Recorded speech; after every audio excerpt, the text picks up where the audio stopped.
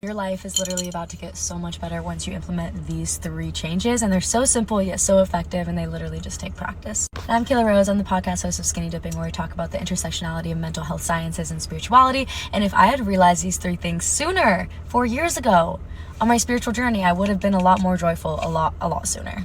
And they're super easy to remember, so I feel like that's why these 3 things are they're cream of the crop. The first thing is I want you to go from stuck to curious. When you feel stagnant, when you feel stuck in your life, it's because something is missing. And honestly, the reason why you don't have all the answers yet and you feel so stuck is maybe because in the divine timing of everything, you aren't supposed to know the answers yet. But if you feel stuck and you feel stagnant, the first thing that we need to do is go from stuck to curious. Instead of getting frustrated by the stagnancy, I want you to go to curiosity, because that is such a high frequency. And when we go to curiosity, it opens up space for us to find the answers that we need to make the decisions that we need to make, instead of being stuck in the stagnancy. It's us taking action. So stuck to curiosity. That's the first one.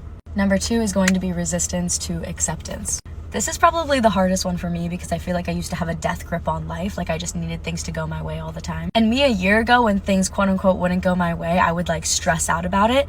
But you know what? Things are going to go the way that they're going to go, whether you stress about them or not. So instead of resisting everything that was going on, I began accepting, I began surrendering, I began truly believing that everything is going to work out. And that little switch alone has made so much space for things to work out for me. For example, I had plans for a trip, and there was so many roadblocks, so much resistance. So instead of stressing about the resistance, I just accepted it and I rerouted my GPS, and everything ended up working out. Me a year ago or 2 years ago, I would have literally downward spiraled into a negative thought mess. So number 2 is going to be resistance to acceptance. And number 3 is probably the most powerful thing that you can learn on your healing journey, is that nobody's coming to save you and you're responsible for your own life. So number 3 is going to be blame to radical responsibility. When I realized this one, I literally sobbed, because I was like, no one's coming to save me. I have to be responsible for my life. Are you fucking kidding me?